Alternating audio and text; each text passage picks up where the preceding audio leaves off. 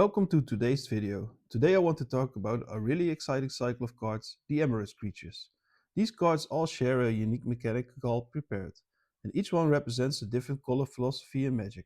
What makes these cards special is that they reward you for playing the game the way that the color wants to play, whether that's casting spells, attacking, sacrificing creatures, or using your graveyard. Let's break the mechanic down first, and then we'll go through each card one by one. The prepared mechanic. Each Emeritus creature has or gains a prepared state. While a creature is prepared, you can cast a copy of the spell printed on the card. When you do, the creature becomes unprepared again. So think of prepared as being charged up. You do something the card wants, like casting a spell, attacking, or meeting a condition, and once it's prepared, you get rewarded with a powerful spell. Then you have to earn it again. These cards only count as a creature, even though that they have the subtype of an instant or a sorcery. Keep in mind that whenever the creature is prepared and someone else steals it, they will be able to cast a copy of the spell. On all of these cards, the normal timing rules are applied. So now that we know the basics, let's move on to the first Emeritus creature. First up is the Emeritus of Truth, representing White's focus on balance and fairness. When it enters the battlefield, a player creates a 1/1 flying inkling. Then it checks. If an opponent controls more creatures than you, it becomes prepared. That's White catching up when it's behind. Once prepared, you get a free Swords to Plowshares, one of the strongest removal spells ever printed. This card fits beautifully in mid-range and control decks, helping stabilize the board when you're behind and rewarding slower, more defensive play.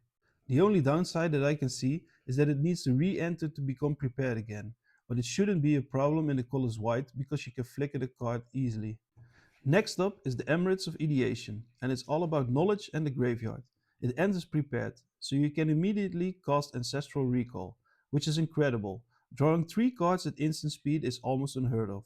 To prepare it again, you attack and exile 8 cards from your graveyard. That might sound expensive, but in Self-Mill, Spellslinger or Control decks, your graveyard fills up very fast.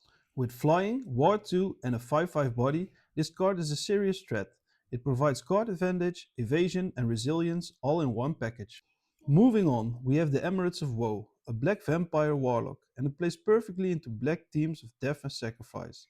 It enters the battlefield already prepared, so right away you can cast a demonic tutor. That's huge. Tutoring any card from your deck is one of the strongest effects in Magic. After that, it checks at the beginning of your end step. Did 2 or more creatures die this turn? If yes, it becomes prepared again. This card shines in aristocrats or sacrifice decks, where creatures are constantly dying. You can tutor once, sacrifice some creatures, tutor again later, and keep chaining value.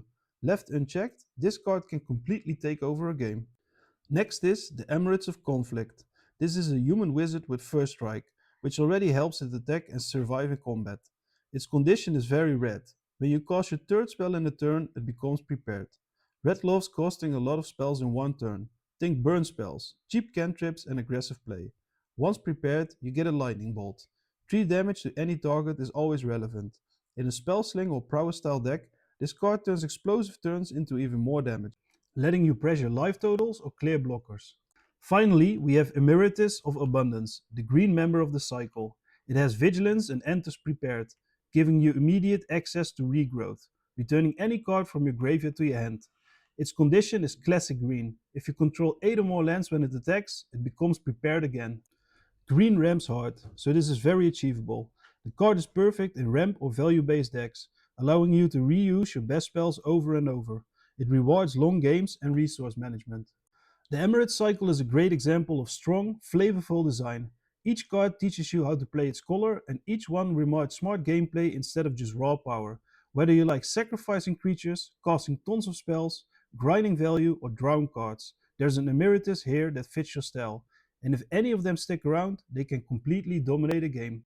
Thank you for watching, and please let me know which one you will be including in your deck.